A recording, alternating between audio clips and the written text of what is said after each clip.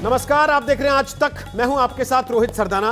Vaccine से नहीं, चर्बी से डर लगता है। कोरोना की वैक्सीन पर भारत की सरकार ने अभी तक मुहर नहीं लगाई है, लेकिन देश के कुछ मुस्लिम संगठन पहले ही आवाज उठाने लगे कि वैक्सीन इस्लामिक उसूलों के मुताबिक होनी चाहिए। दरअसल ऐसी खबरें आ रही हैं कि कोरोना वैक्सीन में चर्बी, सूअर की चर्बी का इस्तेमाल हो सकता है। यह शक चीन की वैक्सीन को लेकर जताया जा रहा है। इससे चौकन्ने हुए मुस्लिम धर्मगुरु चीनी वैक्सीन के बहिष्कार का तो ऐलान कर ही रहे हैं, भारत सरकार से यह मांग भी कर रहे हैं कि वो जो भी वैक्सीन मंगाएं, पहले उन्हें बताएं कि उसमें कहीं सूअर की चर्बी का इस्तेमाल तो नहीं हुआ है। आपको बता दें कि इंडोनेशिया में यह बहस पहले शुरू हुई कि कोरोना की वैक्सीन हलाल है या नहीं, और अब यह बहस हिंदुस्तान तक भी पहुंच गई है।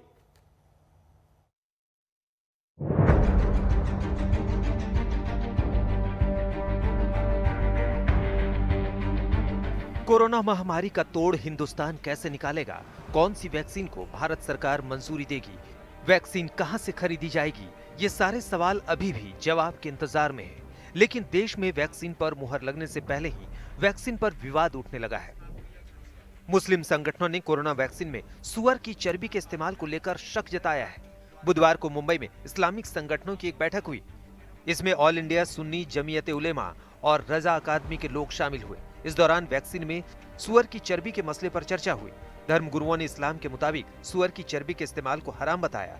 धर्मगुरुओं के मुताबिक चीन की वैक्सीन में सूअर की चर्बी के इस्तेमाल का शक है, लिहाजा मुस्लिम धर्मगुरुओं ने भारत सरकार से अपील की है कि चीन की वैक्सीन न मंगवाई जाए।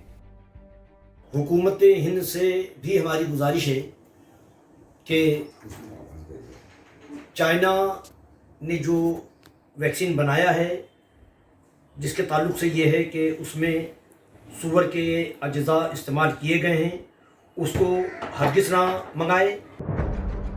चीन की कोरोना वैक्सीन में सूअर की चर्बी है या नहीं, इस बारे में अभी तक आधिकारिक तौर पर कोई जानकारी नहीं है। चीन सरकार साफ साफ कुछ बताएगी, इसकी भी कोई उम्मीद नहीं है। सवाल उठता है कि फिर ये विवाद उठा कैसे? इसका जवाब वैक्सीन निर्माण से जुड़ी प्रक्रिया में है। वैक्सीन निर्माण में जिलेटिन महत्वपूर्ण हिस्सा होता है। वैक्सीन में जिलेटिन स्टेबलाइजर का काम करता है। जिलेटिन की मदद से वैक्सीन को लंबे अरसे तक असरदार रखने में मदद मिलती है। ये जिलेटिन ज्यादातर सूअर की चर्बी से ही बनता है। हालांकि फाइजर, मॉडर्ना और एस्ट्राजेनेका इस बारे में पहले ही बयान दे चुकी है। तीनों कंपनियों का दावा है कि उनकी वैक्सीन में सूअर की चर्बी नहीं है। वैक्सीन बनाने वाली बाकी कंपनियों ने इस बारे में जानकारी नहीं दी है।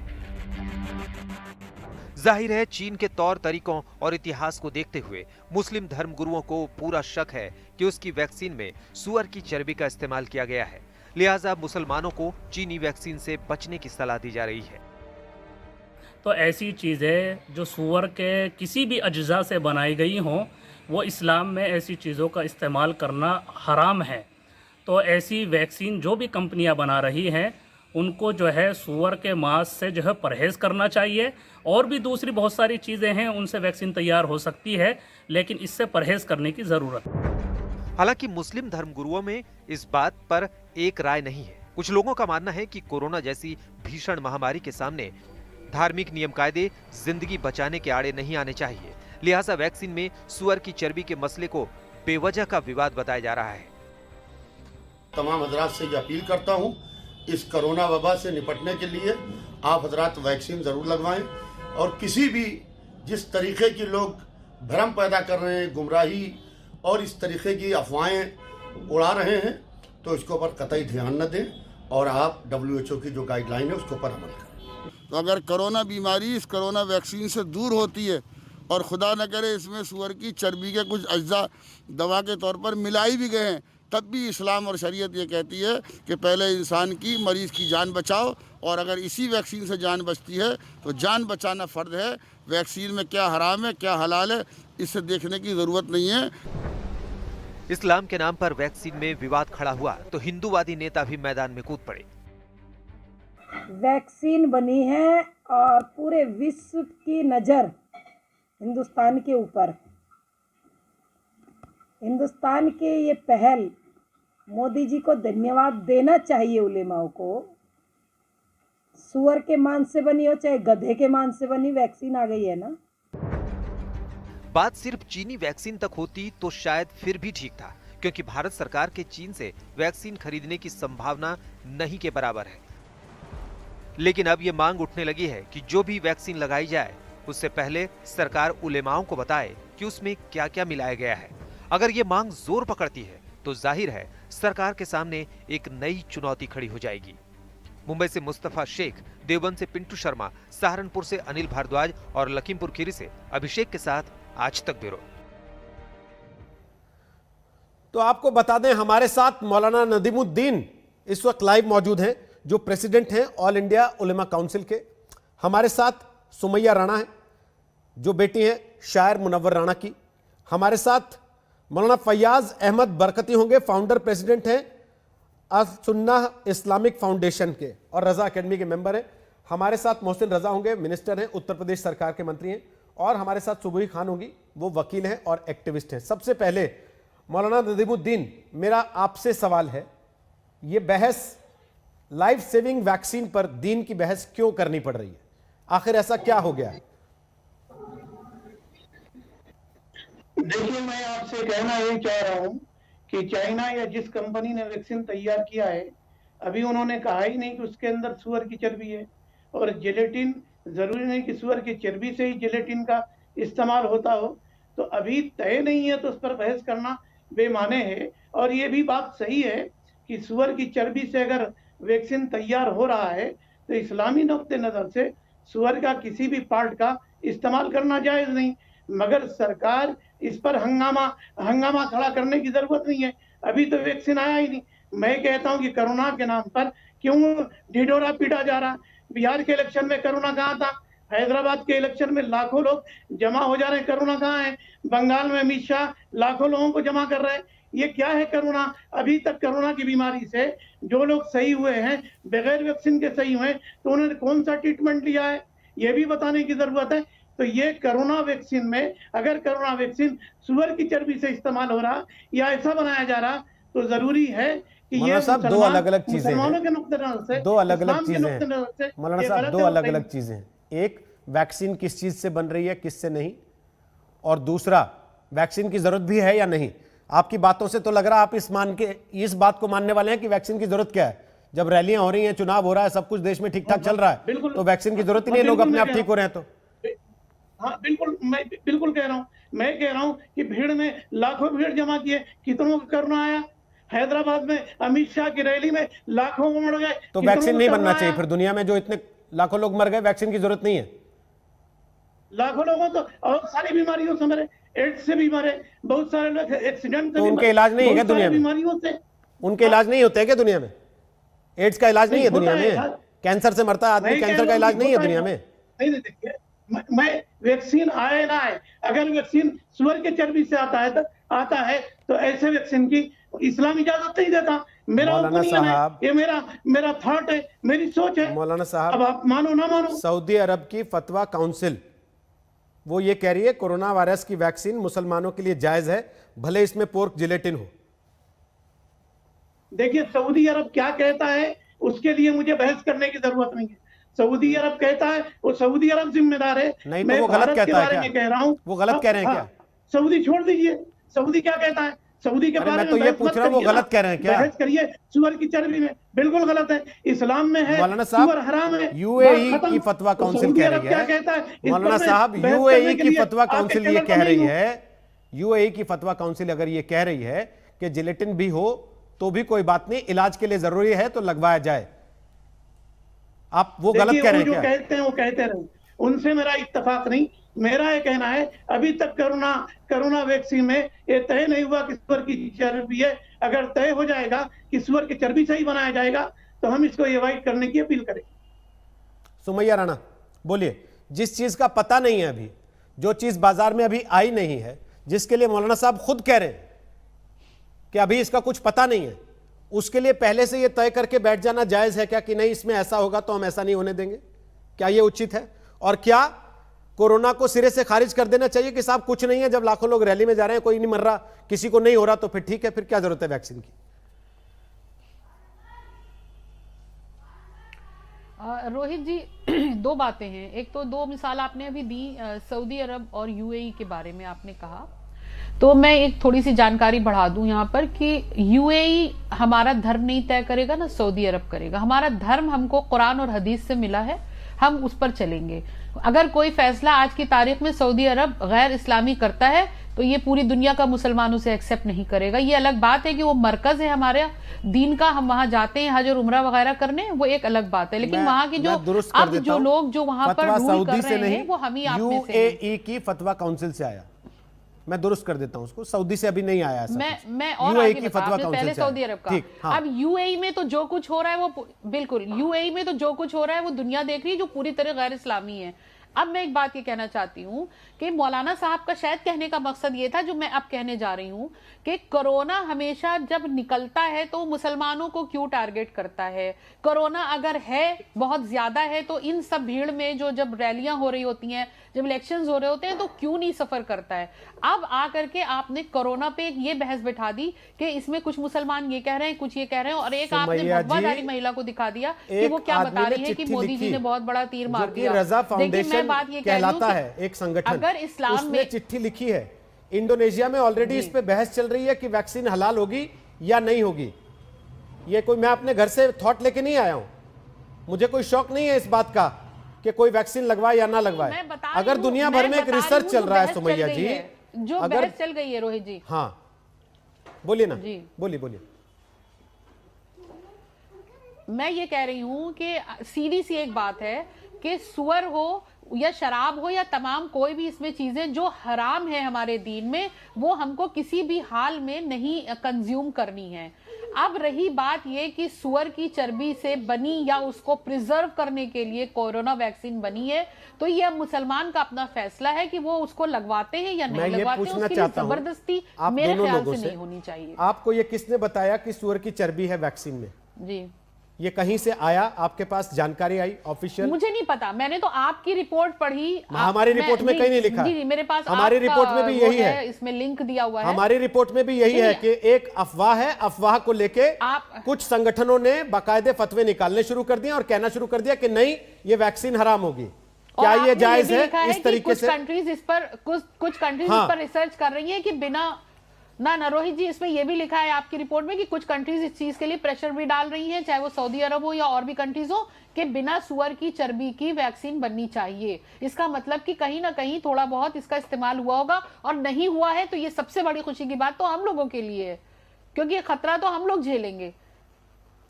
मौलाना खालिद रशीद फिरंगी महली हैं, उन्होंने कहा कि दवा को मजहब से नहीं जोड़ना चाहिए, जीवन बचाना सबसे बड़ी चीज है। उन्होंने तो इसमें कहीं इफ बट अगर मगर लेकिन किंतु परंतु नहीं लगाया। ये उनकी सोच है, अब इसमें मैं क्या बताऊं, ये मजलिस शूरा तय करेगी। बहरहाल बोलिए मौलाना साहब, आप कुछ कहना चाह रहे हैं? देखिए, खालिद रशीद महली क्या कहते हैं उसके वो जिम्मेदार हैं। इस्लाम में सुअर हराम है, अगर उसकी चर्बी से कोई वैक्सीन तैयार होता है तो मुसलमान उसको अवॉइड करते हैं। इस्लाम में सुअर हराम है, चाहे सऊदी अरब का इस्लाम हो या दुबई का इस्लाम हो या दुनिया के किसी मुल्क का इस्लाम हो। खालिद रशीद महली ये तय नहीं करेंगे कि क्या करना चाहिए क्या नहीं करना चाहिए, कुरान और हदीस तय करेगा, जिसको फॉलो मुझे भी करना पड़ेगा, खालिद रशीद फिरंगी महली को भी करना पड़ेगा। लेकिन मेरा सवाल यह फिर वहीं वापस आ जाता है कि आपको ये किसने बताया कि वैक्सीन में पोर्क है, वैक्सीन में सुअर की चर्बी है? अगर होगा तो, अगर नहीं होगा तो बात अगर है तो अभी गांव बसानी आपने नारा पहले लगाना शुरू कर दिया। अभी तो हिंदुस्तान ने चीन से तो बातचीत भी नहीं की कि हमें आपकी वैक्सीन लेनी है, और सारी अफवाह जो फैली है वो चीन की वैक्सीन को लेके है। वो चीन की वैक्सीन को लेके है। डिबेट करने की जरूरत इसलिए पड़ी क्योंकि रजा अकेडमी ने चिट्ठी लिखी, और उनकी चिट्ठी को तो छोड़िए, आप तो लाइव बैठ के कह रहे हैं, यहाँ पे आप तो सामने बैठ के कह रहे हैं कि नहीं लगवाएंगे, आप तो सामने बैठ के कह रहे हैं कि नहीं लगवाएंगे। अगर है तो नहीं लगवाएंगे। ठीक, सुबुही खान कौन सा दीन ये कहता है कि वैक्सीन मत लगवाइए, जान गंवा दीजिए? जी, कौन सा दीन ये कहता है कि दीन है वैक्सीन नहीं है? जी रोहित जी, इन लोगों ने पता नहीं इस्लाम को कहां लाके खड़ा कर दिया है। At times I feel amazed. अभी आपके चैनल पे बैठ के बोल रहे हैं अगर होगा आपसे तो इस्लाम देखिए सीखना वहम नहीं का है। इलाज तो हकीम मिसेस लुकमान के सुबोही, पास भी नहीं है कि आपसे अगर इस्लाम वैक्सीन सीखना में नहीं है। पोर्क होगा तो। इस्लाम लेकिन मैं एक सीखना बात बोलना इस्लाम चाहती हूँ सीखने आपके की चैनल जरूरत के नहीं है। माध्यम से कि इन लोगों को कोई वहम नहीं है। हम लोग कई बार ये सोच के कि ये लोग इलिटरेट हैं या कम समझ के लोग हैं, हम लोग कई बार सोच के इनकी इस मानसिकता को ट्रिविलाइज करते हैं। मैं हमेशा बोलती हूँ कि ये जो हराम हलाल की लिस्ट बनाते हैं मुसलमान माइंड्स के लिए, उसके पीछे एक बहुत गहरी सोची समझी स्ट्रैटेजी होती है। या ज्ञानता में या वहम में ये बातें नहीं बोल रहे हैं।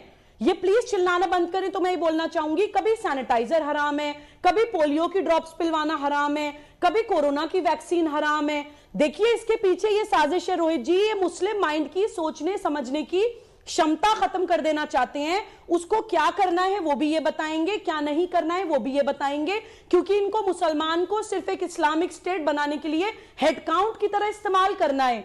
ये चाहते हैं कि मुसलमान माइंड अपनी थिंकिंग कैपेबिलिटी, अपनी जजमेंटल जो एक क्षमता, एक नॉर्मल रैशनैलिटी जो ऊपर वाले ने हर इंसान को दी है सही और गलत में डिफरेंशिएट करने की, वो भूल जाए। हर चीज के लिए इन लोगों का मुंह तकता रहे। ये छोटे-छोटे एग्जाम्स होते हैं। उन्होंने कहा सुसाइड बॉम्बर ऐसे ही नहीं बन जाता कि है इस्लाम कोई। में सुअर छोटे-छोटे सुअर का एग्जाम्स मांस होते का हैं कि इस्तेमाल देखो करना जहाँ पे हराम जिंदगी है। बात आएगी वहां पे ये हमारी बात मानेंगे सुबोही या नहीं खान, मानेंगे। सुबोही खान। ये टेस्टर लगाते रहते हैं कि देखो कोविड के टाइम पे ये हमारी बात मानेंगे कि नहीं मानेंगे, देखो पोलियो ड्रॉप डलवाने से रुकेंगे कि नहीं रुकेंगे।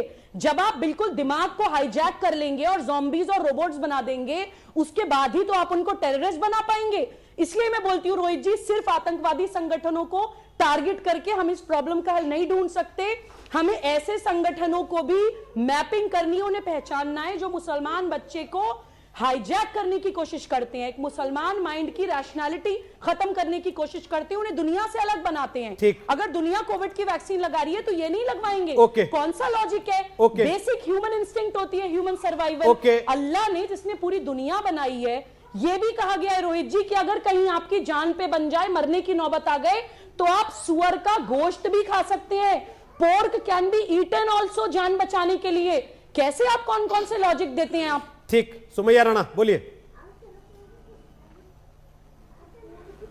सुबोही खान का मेंटल लेवल मुझे ठीक नहीं लग रहा है कि कोरोना वैक्सीन की बात हो रही है और इनको बॉम्बीज दिखाई दे रहे हैं, इनको यहाँ पे स्ट्रैटेजीज दिखाई दे रही है, इनको यहाँ पर आतंकवाद दिखाई दे रहा है। रज़ा अकेडमी के मेंटल लेवल पे बात करिए, उन साहब के मेंटल लेवल पे बात करिए जो लाइव टीवी पे बैठ के बोल रही है अगर कोविड वैक्सीन में पोर्क हुआ इस्लाम के बारे में पढ़िए। अरे अगर आप जेब में बॉम्ब लेके बैठे हैं तो अगर का तो कोई इलाज ही नहीं है। कौन है? ये इलाज तो हकीम लुकमान के पास भी नहीं है।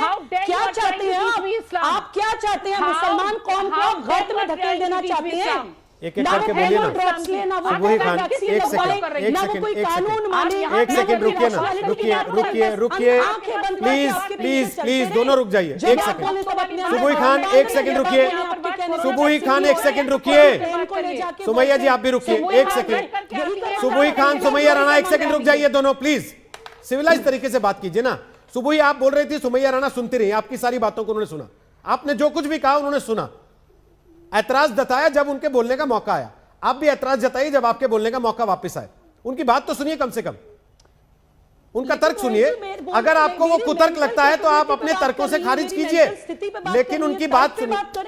उन्होंने शुरू कहां से किया? उन्होंने कहा कि आप सबको ज़ॉम्बीज क्यों कह के खारिज कर रही हैं, वहां से उन्होंने शुरू किया। एक बार उनकी बात सुन लीजिए, उसके बाद आप जवाब दीजिए, कोई आपत्ति नहीं मुझे, लेकिन एक साथ बोलेंगे तो किसी को समझ में नहीं आएगा। सुमैया राणा बोलिए।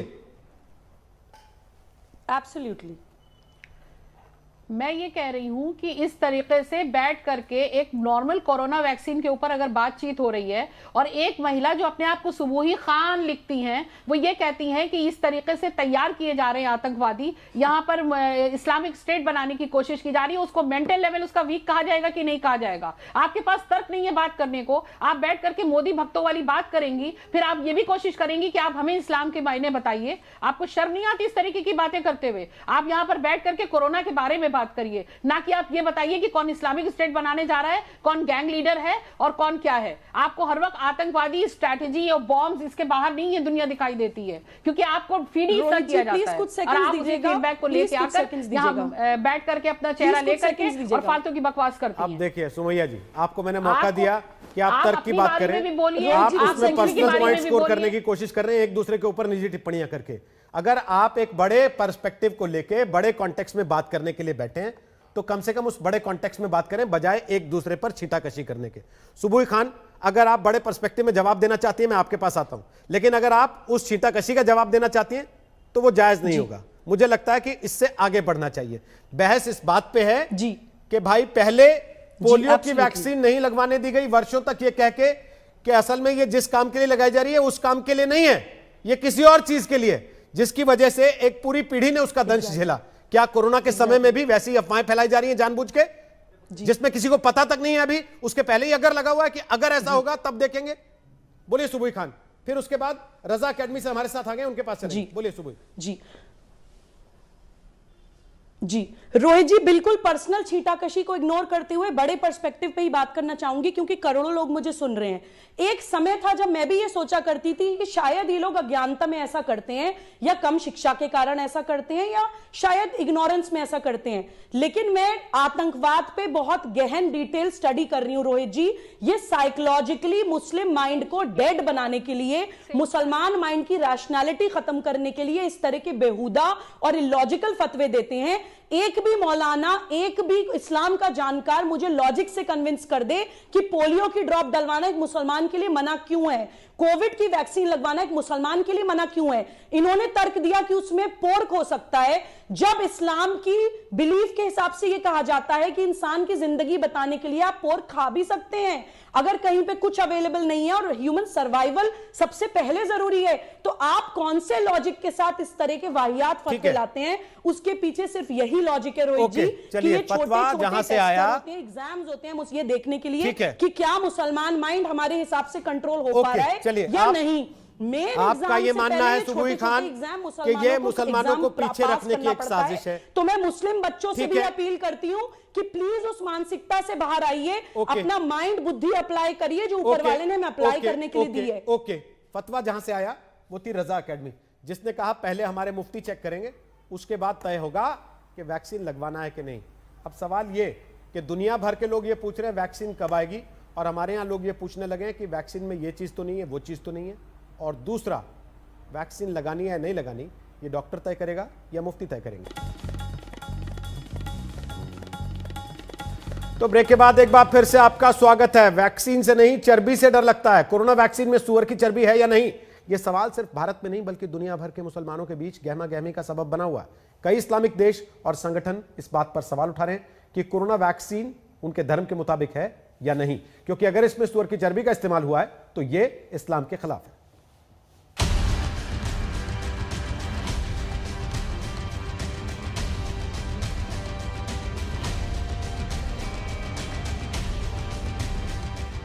अमेरिका, इंग्लैंड, रूस और भारत के साथ साथ चीन भी कोरोना वैक्सीन निर्माण की रेस में तेजी से दौड़ रहा है। फर्क सिर्फ इतना है कि बाकी देशों से अलग चीन ने अपनी रिसर्च के दस्तावेज किसी भी देश के साथ साझा नहीं किए हैं। चीन की बेहद गोपनीयता की यही नीति वैक्सीन में सूअर की चर्बी वाले विवाद की जड़ बनी है। इसी साल अक्टूबर में इंडोनेशिया के अधिकारियों और धर्म गुरुओं ने चीन का दौरा किया था। दौरे का मकसद चीन से कोरोना वैक्सीन की सप्लाई पर चर्चा करने का था, लेकिन इंडोनेशिया के धर्म गुरुओं ने जब कोरोना वैक्सीन में सूअर की चर्बी न होने को लेकर स्पष्टीकरण मांगा तो चीन की सरकार और रिसर्च लैब की तरफ से कोई साफ जवाब नहीं दिया गया। इंडोनेशिया सरकार ने कोरोना वैक्सीन को मंजूरी देने में मुस्लिम धर्म गुरुओं को भी शामिल किया है। इससे पहले 2018 में भी रूबेला वैक्सीन को इंडोनेशिया में धर्म गुरुओं ने हराम करार दिया था। शुरुआत इंडोनेशिया से हुई। यहाँ के धर्म गुरुओं ने सवाल उठाए तो दुनिया भर की मुस्लिम आबादी इस बात पर बहस करने लगी कि कोरोना वैक्सीन हलाल है या हराम। हम ये कहते हैं कि ICMR इस बात पे वजाहत करे कि क्या उसके अंदर सूअर की चर्बी है या नहीं है। अगर सूअर की चर्बी वाली कोई शय भी मुसलमान अगर इस्तेमाल करता है तो वो उसके लिए हराम है। तो इस बात की वजाहत ज़रूरी है। अगर कोरोना वैक्सीन में सूअर की चर्बी है तो वो मुसलमानों के लिए उनकी ईमान से टकराव होगा। मलेशिया, पाकिस्तान, मिडिल ईस्ट समेत यूरोप के भी कई इस्लामिक संगठन ये जानना चाहते हैं कि उनके देश की सरकारें जो कोरोना वैक्सीन खरीद रही हैं या खरीदने वाली हैं, उनमें कहीं सूअर की चर्बी तो नहीं मिलाई गई। इसी तरह की शंका यहूदियों के बीच भी है। यहूदी धर्म में भी सूअर की चर्बी के इस्तेमाल की मनाही है। लेकिन यहूदी धर्मगुरुओं के मुताबिक ये मनाही सिर्फ खाने को लेकर है। दवा के दौर में सूअर की चर्बी को लेकर यहूदी धर्मगुरुओं को दिक्कत नहीं है। हालांकि बाकी मुस्लिम देशों से उलट यूएई ने सूअर की चर्बी वाली वैक्सीन को भी हरी झंडी दे दी है। यूएई की सर्वोच्च धार्मिक संस्था फतवा काउंसिल के मुताबिक सूअर की चर्बी इस्लाम में हराम तो है, लेकिन अगर इंसानी जिंदगी बचाने का सवाल हो तो ये भी जायज है।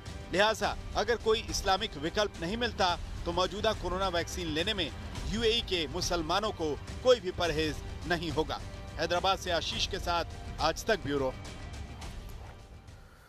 तो जैसा हमने आपको बताया, हमारे साथ इस वक्त कुछ खास मेहमान मौजूद हैं। सुमैया राणा हमारे साथ इस वक्त लाइव मौजूद हैं, जो बेटी हैं शायर मुनव्वर राणा की। सुबह खान हमारे साथ हैं, वकील हैं, एक्टिविस्ट हैं। हमारे साथ मौलाना नदीमुद्दीन है, प्रेसिडेंट है ऑल इंडिया उलमा काउंसिल के। और मौलाना फैयाज अहमद बरकती हमारे साथ हैं, वो हैं फाउंडर एंड प्रेसिडेंट अल सुन्ना इस्लामिक फाउंडेशन और सीनियर मेंबर हैं रजा अकेडमी के। चिट्ठी रजा अकेडमी ने लिखी, जिसके बाद ये सवाल भारत में पूछा जाना शुरू हुआ। तो मौलाना फैयाज अहमद बरकती साहब, अब आदमी टीका लगवाएगा या नहीं लगवाएगा, ये मुफ्ती साहब तय करेंगे कि डॉक्टर तय करेगा?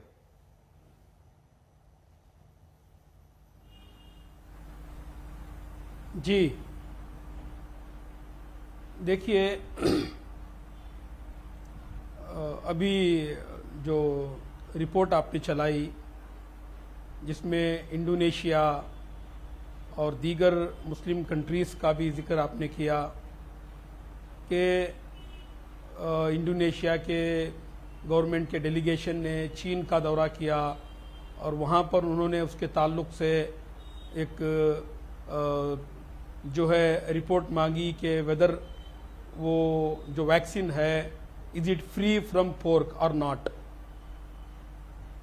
मैंने आपकी काफ़ी देर से सुन रहा था आपकी चर्चा जो इस प्रोग्राम में चर्चा हो रही है, और डॉक्टर तय करेगा या मुफ्ती तय करेगा। डॉक्टर का काम भाई अपनी उसकी मेडिकल फील्ड में वो एक्सपर्ट है, और मुफ्ती जो है, उलमा जो है, वो अपने मजहबी फील्ड में एक्सपर्ट हैं, और एक मुसलमान जो है वो कुरान के मुताबिक अमल करता है और कुरान को मानने की वजह से ही वो मुसलमान कहलाता है। कुरान पाक में बहुत सारी आयतों में बिल्कुल जो है सूअर के गोश्त को, पोर्क को हराम करार दिया गया है। सूरह बकरा की आयत नंबर 173 में और सूरह अल माइदा में और सूरह नहल में बहुत सारी आयत कुरान पाक में मौजूद हैं जिसमें साफ तौर पर यह कहा गया है कि सूअर का गोश्त हराम है। और जो लोग ये कह रहे हैं कि कभी ऐसी हालत आ जाए जिसको हम शरीयत की ज़बान में हालत इस्तरार कहते हैं, उस हालत में अगर इंसान को अपनी जान बचाने के लिए कुछ ना मिले तो खाने की भूख से अगर उसकी जान जा रही है, तो ऐसे आलम में उसको अगर हराम चीज कोई मिलती है, ख्वाह वो सूअर का गोश्त ही क्यों ना हो, तो उतनी मिकदार में खा के अपनी जान बचाने का उसको हुक्म है। मगर फिलहाल अभी ये वैक्सीन के ताल्लुक से जो डिबेट है, कल रात में मैंने पढ़ा था कि यूएई की फतवा काउंसिल ने जो है कोविड-19 वैक्सीन को जो उन्होंने जो है लॉफुल और परमिसिबल कहा है, even if it contains pork. जी, तो दिस इज दी, ये जो है एक मुल्क की यूएई की जो है फतवा काउंसिल की है, उनका अपना फैसला है। अब Muslim is guided by the Quran और हदीस, जैसे कि आप जो है मुनव्वर राणा साहब की जो बेटी हैं बाकायदा उन्होंने इसके बारे में बताया और मैं पूरी तरह से उनसे सहमत हूं। मौलाना साहब, वहां तो फतवा काउंसिल ने कह दिया, हमारे उलमा कह रहे हैं, यहाँ कौन तय करेगा? यहाँ तो 36 काउंसिल है, 36 तरह के फतवे आते हैं। कई तो ये भी कह देते हैं कि फोटो खिंचाना हराम है। आप कैमरा पे लाइव बैठे, जब देखिए इसको इस मसले को उठाने से जो है ना, अब ये आप जो हम डी अपना जो ट्रैक है वो चेंज हो जाएगा। नहीं सर, आपने अभी अपनी जबान से कहा कि वहां की फतवा काउंसिल ने दी है, हाँ वही वहां की फतवा काउंसिल ने जब दिया है तो यहां भी तो फतवा काउंसिल है। 36 या 360 सही, मगर उनके अंदर कॉन्सेंसस होगा, पहले आप जो है वैक्सीन को आने दीजिए, वैक्सीन के आने से पहले ही हम ये डिबेट करें और फिर जो है हाइप क्रिएट करें। अभी मौलाना यासूब अब्बास का बयान हम सुन रहे थे लखनऊ वाले, वो आपसे मेल नहीं खाती बात। वो कह रहे हैं कि ये फालतू की बहस है, इस बहस में जाने का मतलब ही नहीं कि वैक्सीन में क्या है क्या नहीं है। वैक्सीन है या वैक्सीन नहीं है, दो ही सूरतें होती हैं, और वैक्सीन है तो बीमारी से बचने के लिए लगवाना बनता है। मैंने ठीक है, सुनिए सबसे पहली बात तो यह है कि हर इंसान को, हमारा मुल्क में तो आजकल फ्रीडम ऑफ स्पीच के बहुत चर्चे होते हैं। Everyone has the freedom to express his own opinion, लेकिन उसकी ओपिनियन जो है, अगर if it in accordance and in compliance with the Quran and the Sunnah of the prophet and the Quranic commands, though only उसी वक्त कोई मुसलमान उसको मानेगा। मौलाना साहब की बात है, आप हाइप क्रिएट कर लिए। मौलाना साहब, मुसलमान जो होगा, आप जैसे बड़े सारे मौलानाओं से मिला हूं अमल करेगा, जिन्होंने मुझे ये बताया कि इस्लाम में अल्कोहल भी हराम है, तो खांसी की दवा पीना बंद कर दें। ज्यादातर दवाओं में अल्कोहल होता है, कौन पूछता है जाके कि बताइए आप दवाई अल्कोहल फ्री दे रहे हैं कि नहीं दे रहे? देखिए उसकी तफसील है, उसकी तफसील है, इट हैज सम डिटेल। अगर आप डिटेल जो है ना उसकी तफसील में जाएंगे तो जहां पर उसको किन कंडीशंस के अंदर उसको लॉफुल या उसको जायज करार दिया जाता है, आप उसको तफसील से अगर आप जाएंगे तो फिर ये रैशनल जो है आपकी समझ में आएगा। मतलब सुबुई खान ठीक कह रही थी कोविड-19 की जो कि किसी सूरत में जहां जान बचानी हो तो वहां वैक्सीन में चर्बी हो तब भी लगाया जा सकता है उसको। नहीं, मैंने ये नहीं कहा। क्यों? वो खांसी की दवा पे लागू है, वैक्सीन पे लागू नहीं है, क्योंकि आपने ठप्पा नहीं लगाया उस पे। नहीं, जब तक नहीं खांसी की बगैर अल्कोहल की भी दवाएं मौजूद है, खांसी की हजारों लाखों दवाएं मौजूद हैं। मैंने कब मना किया? मैंने तो ये बोला जिस कि क्या आदमी जाके पूछता है, वो जरूर अल्टरनेटिव मेडिसिन को यूज करेगा। मौलाना साहब, वो तो खांसी की दवा है। यहाँ तो स्टडी ये कहती है कि पेप्सी में भी 0.001% अल्कोहल है। एक रिसर्च ये भी कहता है। और पेप्सी तो कोई जान बचाने की चीज भी नहीं है, लोग फिर भी पी लेते हैं ना। हाँ, नहीं जांचते कि हराम है या नहीं है। नहीं पीते, नहीं, सुनिए आप देखिए, फिलहाल बात हो रही है कोविड-19 की जो है ना, कोरोना वायरस की वैक्सीन की। अब इस वैक्सीन का ये तो एक पूरा पैंडेमिक है और सारी दुनिया इसके लिपेटे में आई हुई है। हाँ, और ये बाकायदा हाइप क्रिएट करने के लिए न्यूज आती जाती है और इसको बाकायदा बड़ा। मौलाना साहब, आपने खुद माना रिएक्शन कि वहां इंडोनेशिया से एक टीम चीन गई थी, उनके मन में शक आया। आप तो चीन भी नहीं गए, बिल्कुल। आपके मन में शक क्यों आ गया कि आपको चिट्ठी लिखनी पड़ गई? जो भी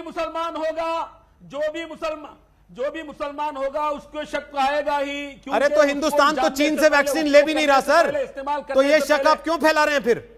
या तो मानिए कि आपका काम है अफवाह फैलाना बैठ के। तो फिर आपने प्रोग्राम क्यों कंडक्ट किया? क्योंकि आपने चिट्ठी लिख के अफवाह फैलाई, लोगों के मन में आपने ये भरा कि इस चीन से वैक्सीन में चर्बी हो सकती है। हिंदुस्तान तो चीन से ले नहीं रहा वैक्सीन। अवेयरनेस के लिए है, वो तो अवेयरनेस के लिए था ना, वो तो जानकारी के लिए, वो तो बेजारी के लिए था कि तुम तैयार रहो, कहीं तुम्हारे दीन को भ्रष्ट करने के लिए कोशिश ना करे और हराम चीज से जो है तुमको जो है। ये कार्यक्रम भी वैसे ही अवेयरनेस के लिए है, ये तो वास्तव है ही। ये कार्यक्रम भी वैसे ही अवेयरनेस के लिए है। मोहसिन रजा ये कह रहे हैं कि मुफ्ती पहले तय करेंगे वैक्सीन हराम है या हलाल है, उसके बाद वैक्सीन लगवाइए। हमारा सवाल है कि वैक्सीन लगानी है या नहीं, ये मौलाना या मुफ्ती तय करेंगे या डॉक्टर तय करेंगे? देखिए, ये डॉक्टर तय करेंगे, शरीयत ने इसकी पूरी इजाजत दी हुई है। और ये पता नहीं कौन सी जगह से दीन पढ़कर आ रहे हैं, इस तरह के कुछ चंद ठेकेदार जो हैं वो परेशान कर रहे हैं, जिसकी वजह से पूरी दुनिया में हमारे ऊपर सवाल उठते हैं। और इनको ये पता है, अभी देखिए, अभी थोड़ी देर पहले रोहित ये बात कर रहे थे। पहले तो मैं आपसे माजरत चाहूंगा क्योंकि मैं माननीय मुख्यमंत्री जी के साथ था तो मैं आ नहीं पाया था। और ये जो बात कह रहे हैं कि दीन में जान से बढ़कर मजहब भी नहीं है, मजहब तभी है जब जान है, क्योंकि मजहब ने इजाजत दी हुई है कि पहले जान बचाने के लिए अगर आपको कुछ भी करना है तो अगर डॉक्टर ने तय कर दिया है, शराब तय कर दी है डॉक्टर ने, तो शराब पिएंगे। मौली साहब कुछ कहते रह जाएं, मौली साहब की कोई हैसियत नहीं है, मौली साहब उसमें नहीं रोक सकते। मौली साहब आप डॉक्टर नहीं हैं, आप वही बात कर सकते हैं जितना आपने पढ़ा है और आपसे ज्यादा हमने पढ़ा है। और आप जैसे लोगों के लिए जरूरी हो गया है। अरे बात सुनिए पहले, खाली दाढ़ी मुझे रख लेने से आप लोग जो ड्रामा करते हैं, जिसकी वजह से पूरे मुसलमानों पर सवाल उठते हैं, क्यों तमाशा करते हैं बैठकर आप लोग? आपको बता दें, अगर ऐसे ही आप लोग दुकानें चलाते रहेंगे फतवा फैक्ट्री की, तो इसके लिए भी हम कानून बनवा देंगे। हिंदुस्तान में संविधान है, आपकी दुकानें बंद करने के लिए कानून ले आएंगे हम, क्योंकि आपके फतवों से नहीं चलेगा देश। हम इंसानों की जान बचाने के लिए लड़ रहे हैं, आप लोगों को गुमराह कर रहे हैं, उनकी जान हलाकत में डालने की बात कर रहे हैं। गलत बात करते हैं आप लोग सब। आप जैसे मौलवियों ने तमाम मुसलमानों को दुनिया में बदनाम किया हुआ है। आप जैसे इस पर आप बहस कर रहे हैं, आप इस पर क्यों बहस करने के लिए आ गए? आप इस पर बहस कैसे कर रहे हैं? आप कौन होते हैं? आप मुसलमानों के ठेकेदार हैं क्या? आपको कौन किसने हक दिया? आप कौन है? अरे आप हमें ना बताइए, हमें आपसे सर्टिफिकेट नहीं चाहिए, हमें आपसे सर्टिफिकेट नहीं चाहिए। आप हमारे इस्लाम और हमारे दीन के मुहाफिज नहीं है। आके दुकान बना के बैठ गए हैं, अलिफ से बेपता नहीं है, कुरान के बारे में जानते नहीं है, तमाशा बनाकर बैठे हुए हैं। चुप रहिए बिल्कुल भी, आपको कुछ नहीं मालूम है। आप जैसे लोगों ने बहुत गुमराह किया है कौम को। हमें पूरा दीन पता है, हमें ना बताइए आप। हमें अल्लाह का दीन पता है, हमें मुल्ला के दीन से नहीं लेना देना कुछ। आप अपने घर जाइए, अपना काम करिए। डॉक्टर ने तय कर दिया है वैक्सीन, तो डॉक्टर की बात मानी जाएगी। हमें इंसानी जानों को बचाना है, हमें इंसानी जानों को बचाने के लिए अभी आप कह रहे थे, आप क्या पता है आपको? कुछ नहीं पता है मौलाना फैयाज बरकती, आपको कुछ नहीं पता है। आप इस्लाम के बारे में कुछ नहीं जानते हैं। आप खाली सूरत शक्ल के मुसलमान बन के बैठे हैं। आप सिर्फ सूरत और शक्ल के मुसलमान बन के बैठे हैं। आपको मजहब के बारे में अपने कुछ नहीं पता है, और आपकी वजह से तमाम हमारे मौलानाओं पर सवाल उठते हैं, तमाम हमारे आलिम दीन पर सवाल आप जैसे लोगों की वजह से उठते हैं। आपको कुछ नहीं पता है। सुनिए, आप ठेकेदारी मत करिए, आप ठेकेदारी मत करिए। आप जाइए अपनी दुकान कहीं चलाइए, कोई कारोबार करिए जाके। अच्छा एक सेकंड रजा साहब, आप जैसे मोहसिन रजा देश में मुसलमानों को और मौलाना फैयाज, एक सेकंड हो गया। आप दोनों ने आपस में काफी सीधी बात कर ली। सुमैया राणा और सुबुई खान, आप दोनों के पास आ रहा हूँ। हालांकि नदीमुद्दीन साहब कुछ बोलना चाहते हैं और वो सज्जन तो लगातार बोले जा रहे हैं। बरकती जी बस कर लीजिए, बस कर लीजिए बरकती जी, बस कर लीजिए बरकती जी, बस कर लीजिए। दीन तब बचेगा जब जान बचेगी। सुमैया राणा, ये बात मोहसिन रजा ने कही, इसी से उन्होंने शुरुआत की। और अरे सर रुक तो जाइए ना, मैं सुमैया जी से पूछ रहा हूं। आप सुमैया जी हैं क्या? अरे आप सुमैया जी हैं क्या? मौलाना साहब आपका नाम सुमैया खान है? नहीं है ना? तो सुमैया राणा से सवाल पूछ रहा हूं, पूछ लेने दीजिए ना, कम से कम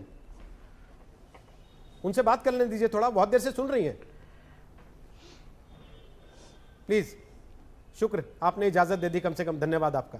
सुमैया राणा जी, मसला यह है कि आप इस बात को अच्छे से जानती हैं, समझती हैं। इस देश ने पोलियो के खिलाफ एक लड़ाई लड़ी, उसमें पिछड़े क्योंकि एक अफवाह फैल गई या फैला दी गई।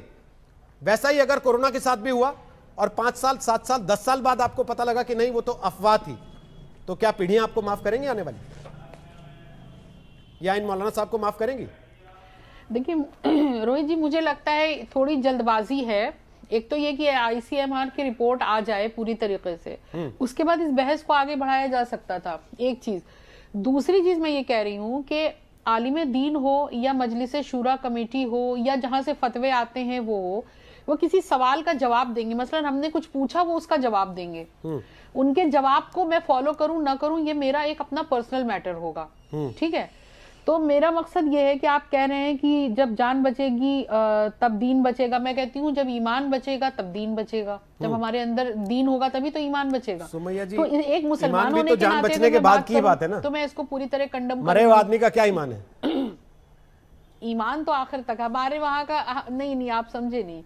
हमारे वहाँ ईमान का मकसद ये होता है कि अभी से लेके और क़यामत तक, तो उस बीच में कुछ भी हो उसकी वो लंबी बहस हो जाएगी। खैर, मैं ये कह रही हूँ, मेरा मकसद ये है कि इस पर बहस एक तो आईसीएमआर की रिपोर्ट आने के बाद होनी चाहिए थी। दूसरी चीज ये है कि मजलिस शूरा, जिसका काम है ये कि तमाम तरह की प्रेजेंट जो परिस्थितियां हैं उसको देखते हुए उस पर बैठ करके कोई एक निर्णय पर निकले। अगर मामला इतना गर्मा गया है पूरे हिंदुस्तान के अंदर तो, और रही बात यूएई क्या कर रहा है और दूसरे मुल्क क्या कर रहे हैं, उससे बिल्कुल कोई मकसद नहीं है। ये आलिम दीन है, ये हमसे बेहतर ये दीन तो फिर जानते वही हैं, बात आ हम गई तक ना। पहुंचाते हैं इंडोनेशिया दीन। के 4 बेशक आदमी दीन अगर अल्लाह चीन का है, गए, लेकिन हम तक पहुंचाते उन्होंने हैं शक अल्लाह। जाहिर कर दिया तो यहाँ चिट्ठियां लिखनी शुरू कर दी लोगों ने, लेकिन यूएई ने फतवा जारी कर दिया तो भाई ये उनका अपना मामला है, हम उनको नहीं देखते। मतलब जो अपने को सूट करेगा केवल उसी को देखेंगे, जो सूट नहीं करेगा उसको नहीं देखेंगे। क्योंकि कुरान में दिया हुआ है, देखिए, क्योंकि कुरान इस बात की वजाहत कर रहा है कि सुअर खाना हराम है, शराब पीना हराम है, इस तरह की तमाम चीजें हैं जो हराम है, इसलिए उस पर शक शुबा हुआ। मैंने तो ये भी पढ़ा ना, मैंने पूछा सवाल उनसे जिसको वो गोल कर गए, मैंने तो ये भी पढ़ा, फतवा ऐसा भी आया, उस पर भी टीवी पे बहस हुई कि फोटो खिंचाना हराम है, लेकिन कैमरा पे बैठ के सब मौलाना बहस करते हैं। संगीत हराम है, कुछ लोगों ने तो यहां तक कहने की जरूरत कर दी, और उस फिल्म स्टार्स के बारे में किसी के मुंह से एक शब्द नहीं निकलता। रोहित जी, मैं इसी पे कुछ बोलना चाहती हूँ, प्लीज फिर कुछ सेकंड। एक सेकंड, सुबुही खान कुछ बोल रही है, सुबुही खान बोल रही है, सुबुही खान बोल रहे हैं, उसके बाद मौलाना नदीमुद्दीन आपके पास आ। बोले सुबुही खान, क्या बोलना चाहती हैं इस पे आप? जी रोहित जी, मैंने सबकी बात शांति से सुनी है, इन लोगों से बोलिएगा प्लीज चिल्लाए ना। अभी मौलाना साहब ने माना कि एक्चुअली अगर किसी की जान जाती हो तो वो पोर्क खा सकता है, सुअर का मांस खा सकता है, फिर भी ये मुसलमानों को क्यों वर्गला रहे हैं कोविड की वैक्सीन ना लगवाने के लिए, उसका जवाब ही आपको नहीं दे पाए। दूसरी बात मैं ये करना चाहती हूं कि देखिए, कोई एक बात हो जाए तो हम उसको ये मान सकते हैं कि गलती से हो गई होगी या कोई कारणवश हो रही होगी, ये एक पैटर्न है, ये हमेशा से होता है। कभी फोटो खिंचाना हराम है, कभी गाना गाना हराम है, कभी डांस करना हराम है, मैं औरत हूं, लड़की हूं तो मुझे बाल खोलना हराम है, मुझे नेल पॉलिश लगाना हराम है, कल्चर हराम है, लोगों से मतलब मिलना जुलना घुलना हराम है, होली के रंग लगना हराम है। तो ये पैटर्न है, ये 2 कारणों से होता है रोहित जी, मैं आज आपके चैनल के माध्यम से एक्सपोज करना चाहती हूं। ये करके ये 2 चीजें करते हैं, एक तो मुस्लिम माइंड को ये अलगाववादी बना रहे हैं, सारी दुनिया से अलग कर रहे हैं। जब वो अलग हो जाएगा, किसी का दोस्त नहीं रहेगा, तो वो किसकी तरफ देखेगा? इन मुल्लो मौलानाओं की तरफ, इन संगठनों की तरफ। तब अलगाववादी से ही उसको कट्टरवादी बनाएंगे, और कट्टरवादी के बाद आतंकवादी बनाने के लिए ग्राउंड मिल जाएगा। दूसरा रीजन जो ये करते हैं रोहित जी, माइंड कंट्रोल रातों रात नहीं होता है। किसी छोटे बच्चे को बचपन से क्या करना है आप बताइए, क्या नहीं करना है वो भी आप बताइए, वो हर चीज के लिए आपका। मौलाना नदीमुद्दीन, लास्ट कमेंट, वैक्सीन आएगा तो लगवाएंगे कि नहीं? देखिए, ये कोई तय नहीं करेगा। अगर वाकई कोरोना इतनी महामारी है तो अमित शाह लाखों की रैली क्यों कर रहे हैं? पार्लियामेंट को पोस्टपोन कर दिया। अरे भाई, आपका तो ऐसा लगता है कि आप वैक्सीन की बजाय अमित शाह से लड़ने के लिए बैठे हैं, वैक्सीन पर बहस करने की बजाय। मेरा सवाल बड़ा सीधा है, सरकार के स्वास्थ्य मंत्री ने 2 टूक कहा किसी को जबरदस्ती वैक्सीन नहीं लगेगी। मैंने आपसे पूछा वैक्सीन आएगी तो लोगों को लगवाने देंगे कि नहीं लगवाने देंगे, या बैठ के बोलेंगे कि मत लगवाओ? नहीं, कोरोना जानलेवा बीमारी है ही नहीं। ओके, अगर होती तो लाखों लोग मर जाते। हमारे बस में नहीं है, नहीं तो हम आपको WHO का चीफ बनवा देते। हालांकि उन्होंने भी शुरू में ऐसा ही कहा था, उसके बाद पूरी दुनिया झेल रही है। और आपके आगे हाथी जोड़े जा सकते हैं मौलाना साहब, दुनिया भर में इतने लोगों ने जान गंवा दी है सर। वो ठीक है सर, कोई बात नहीं मौलाना साहब, इसके आगे तो कुछ कहने की गुंजाइश बचती नहीं है। फिर भी मोहसिन रजा, आपके बस में कुछ हो तो बोल दीजिए 2 शब्द खत्म करने से पहले, क्योंकि वो कह रहे हैं कोरोना जानलेवा है ही नहीं तो अमित शाह की रैलियों में क्यों नहीं कोरोना हो गया? रोहित, इन्हीं जैसे चंद लोगों ने पूरे देश के मुसलमानों पर प्रश्न लगवाया हुआ है। ना इन्हें दीन पता है, ना ये दुनिया जानते हैं, और इंसानी जानों को बचाने के लिए हर मजहब ये कहता है कि डॉक्टर जो कहे वो करना है, तो डॉक्टर ने कहा है हम तो लगवाएंगे, और इनको नहीं पता मुझे कोरोना हुआ, करोड़ों लोगों को कोरोना हुआ। ये जिहालत कर रहे हैं बैठे हुए। ये इनका इल्मी पैमाना ये है कि ये एक चीज को जो साइंस प्रूफ कर चुकी है उस पर ये बोल रहे हैं कि हम नहीं लगवाएंगे। तो भाई, खुदकुशी भी हराम है, खुदकुशी भी दीन में हराम है भैया, मजहब में खुदकुशी करना भी हराम है। तो हराम काम क्यों कर रहे हैं आप बैठकर? चलिए, बहुत बहुत शुक्रिया। छोटा सा एक ब्रेक ले रहे, लेकिन देश दुनिया की खबरों के लिए आप देखते रहिएगा आज तक। नमस्कार, मैं हूं अंजना ओम कश्यप। हमें उम्मीद है ये वीडियो आपको पसंद आया होगा। लेटेस्ट खबरों के लिए यूं ही देखते रहिए आज तक, और इस वीडियो के पसंद आने पर लाइक, शेयर एंड सब्सक्राइब करना ना भूलें।